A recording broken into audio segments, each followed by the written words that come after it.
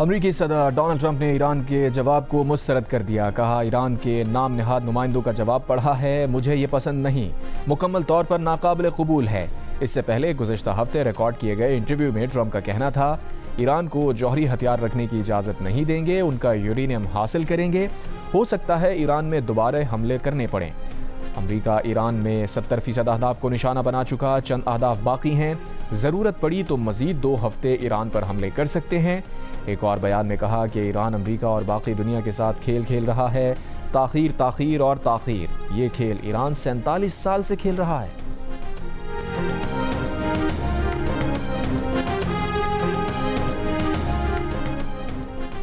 امریکی اخبار وال اسٹریٹ جرنل کا دعویٰ ہے کہ امریکہ کو بھجوائے گئے جواب میں ایران نے یورینیم افزودگی عارضی طور پر روکنے پر آمادگی ظاہر کی ہے، تاہم ایران نے امریکہ کا 20 سال تک یورینیم افزودہ نہ کرنے کا مطالبہ مسترد کر دیا۔ ایران کی جنگ بندی اور آبرائے ہرموز مرحلہ وار کھولنے کی تجویز ہے۔ ایران نے امریکی پابندیاں اور بحری ناکہ بندی ختم کرنے کا مطالبہ کیا ہے۔ ایران کی جوہری معاملات پر آئندہ 30 روز میں مذاکرات کی تجویز ہے۔ ایران نے جوہری تنصیبات ختم کرنے کا امریکی مطالبہ بھی مسترد کر دیا۔ ایرانی سرکاری خبر ایجنسی کے مطابق سرکاری ذرائع نے وال اسٹریٹ جرنل کی رپورٹ کو گمراہ کن قرار دے دیا۔ کہا جوہری مواد سے متعلق امریکی اخبار کی رپورٹ کے اہم نکات غلط ہیں۔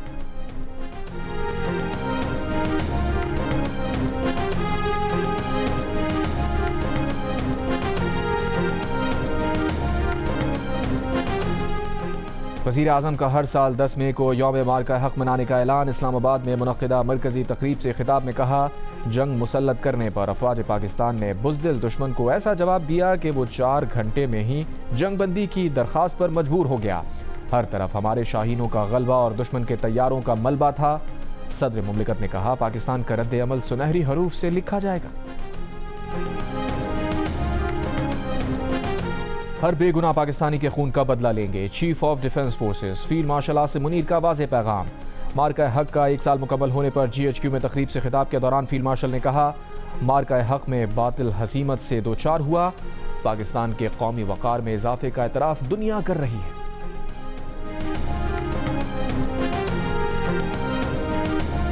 اکتوبر ٹیکسنگ میں رکن پنجاب اسمبلی ایوب گادی نامعلوم افراد کے حملے میں زخمی ہو گئے، ڈی ایچ کیو اسپتال منتقل۔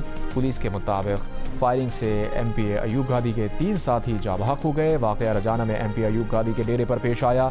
آئی جی پنجاب عبدالکریم کا نوٹس، آر پی او فیصل آباد سے رپورٹ طلب۔ اسلام آباد، راولپنڈی، چکوال، ایبٹ میں گرج چمک کے ساتھ موسلادھار بارش۔ اسلام آباد میں موسم کی خرابی کے باعث کئی پروازیں متاثر۔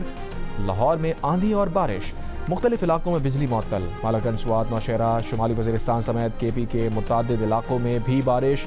سوابی میں آسمانی بجلی گرنے کے باعث مختلف حادثات میں 6 افراد زخمی، کئی علاقوں میں بجلی معطل۔ وادی نیلم اور مظفر آباد میں بھی بارش۔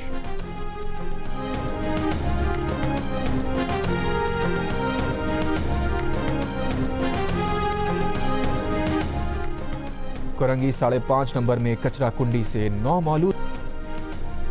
امریکی صدر ڈونلڈ ٹرمپ نے کہا ہے کہ ایران کو جوہری ہتھیار رکھنے کی اجازت نہیں دیں گے، ان کا یورینیم حاصل کریں گے، ہو سکتا ہے ایران میں دوبارہ حملے کرنے پڑیں۔ گزشتہ ہفتے ریکارڈ کیے گئے انٹرویو میں ٹرمپ کا مزید کہنا تھا کہ امریکہ ایران میں 70% اہداف کو نشانہ بنا چکا، چند اہداف باقی ہیں، ضرورت پڑی تو مزید 2 ہفتے ایران پر حملے کر سکتے ہیں۔ ایک اور بیان میں کہا کہ ایران امریکہ اور باقی دنیا کے ساتھ کھیل کھیل رہا ہے، تاخیر تاخیر اور تاخیر، یہ کھیل ایران 47 سال سے کھیل رہا ہے۔ ایران نے آخرکار اس وقت بڑی کامیابی حاصل کی جب باراک اوباما صدر بنے۔ اوباما نے نہ صرف ایران کے لیے نرم موقف رکھتے تھے بلکہ ان کے حق میں چلے گئے۔ اوباما نے ایران کو دوبارہ طاقت اور استحکام حاصل کرنے کا بڑا موقع فراہم کیا۔ اوباما دور میں سینکڑوں ارب ڈالر اور 1.7 ارب ڈالر نقد رقم طیاروں کے ذریعے تہران بھیجی گئی۔ یہ اتنی بڑی رقم تھی کہ جب وہ وہاں پہنچی تو ایرانی خود بھی نہیں جانتے تھے کہ اس کا کیا کریں۔ ایرانیوں نے اس طرح پیسے کبھی نہیں دیکھے تھے اور نہ ہی آئندہ کبھی دیکھیں گے۔ ایران کو سب سے آسان شکار مل گیا تھا جو ایک کمزور اور نادان امریکی صدر کی صورت میں تھا۔ اوباما امریکہ کے لیڈر کے طور پر ایک تباہی تھے لیکن سلیپی جو بائیڈن جتنا برا نہیں تھے۔ 47 برسوں سے ایرانی ہمیں مسلسل الجھاتے اور انتظار کرواتے رہے ہیں۔ ایران نے حال ہی میں 42,000 بے گناہ اور غیر مسلح مظاہرین کو ہلاک کیا۔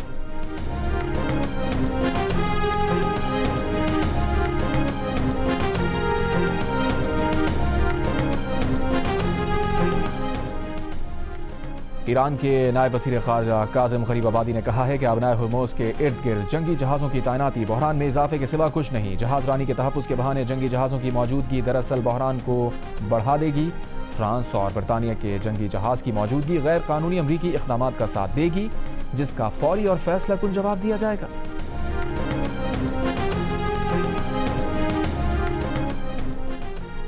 جنگی بحری طیاروں کی تعیناتی ایک سیکیورٹی مشن ہے. یہ سیکیورٹی مشن ایران کے ساتھ ہم آہنگی سے انجام دیا جائے گا. نائب ایرانی وزیر خارجہ کے بیان پر فرانسیسی صدر میکروں کا رد عمل. کہا ابنائے ہرموز میں بحری جنگی جہازوں کی تعیناتی کا کبھی تصور نہیں کیا تھا. امریکی سینکام نے کہا ہے کہ ناکہ بندی سے اب تک ایران آنے اور جانے والے 61 تجارتی جہازوں کو واپس بھیجا گیا. ناکہ بندی کے دوران 4 تجارتی جہازوں کو غیر فعال بھی کیا گیا. 20 سے زیادہ امریکی جنگی جہاز ایران کے خلاف ناکہ بندی نافذ کر رہے ہیں.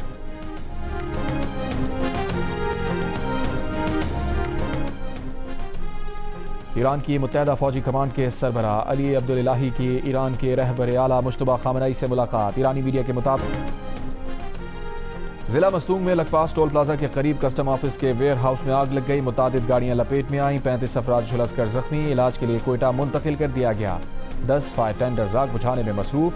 حکام کے مطابق ویئر ہاؤس میں LPG سلنڈرز، ایندھن اور کیمیکل موجود ہے. آگ لگنے کے بعد متعدد دھماکے سنے گئے. صورتحال خطرناک قرار.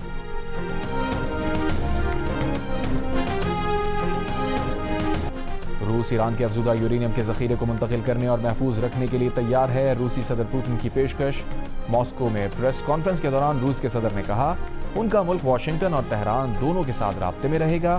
امید ہے کہ یہ تنازع جلد از جلد ختم ہو جائے گا. روسی پیشکش پر ایران کی جانب سے فوری طور پر کوئی رد عمل سامنے نہیں آیا. روسی صدر پوتن نے یوکرین تنازع بھی جلد ختم کرنے کی امید ظاہر کی. مارکہ حق کا 1 سال مکمل ہونے پر واگا بارڈر پر شاندار تقریب. رینجرز کے چاق و چوبند دستے کی بارڈر پر پریڈ. خواتین اہلکاروں نے بھی حصہ لیا. تقریب سے خطاب کرتے ہوئے وزیر اعلیٰ پنجاب مریم نواز کا کہنا تھا کہ ملک کا امن و سلامتی ہماری ریڈ لائن ہے جس پر کوئی سمجھوتا نہیں ہوگا. ہمیں اپنے شہداء پر فخر ہے. مارکہ حق میں قوم اور بہادر افواج نے دشمن کو ایسی عبرتناک شکست دی کہ وہ ہاتھ ملتا رہ گیا. وزیر اعظم اور فیلڈ مارشل کی قیادت میں پاکستان نے سفارتی محاذ پر بھی جنگ کو جیتا ہے. تاریخ میں لکھا جائے گا کہ جس نے خطرناک ترین ورلڈ وار 3 کو رکوایا وہ کوئی اور نہیں بلکہ پاکستان تھا. دنیا بھر کے ممالک پاکستان کی تعریف کر رہے ہیں. اور امریکی صدر ٹرمپ بدھ کی شام بیجنگ پہنچیں گے. ترجمان وائٹ ہاؤس کے مطابق صدر ٹرمپ کے اعزاز میں جمعرات کی شام عشائیہ دیا جائے گا. امریکہ چین مشترکہ تجارتی اور سرمایہ کاری بورڈ پر کام کریں گے. چین امریکہ ایرو اسپیس، زراعت اور توانائی کے شعبوں پر بات چیت ہوگی.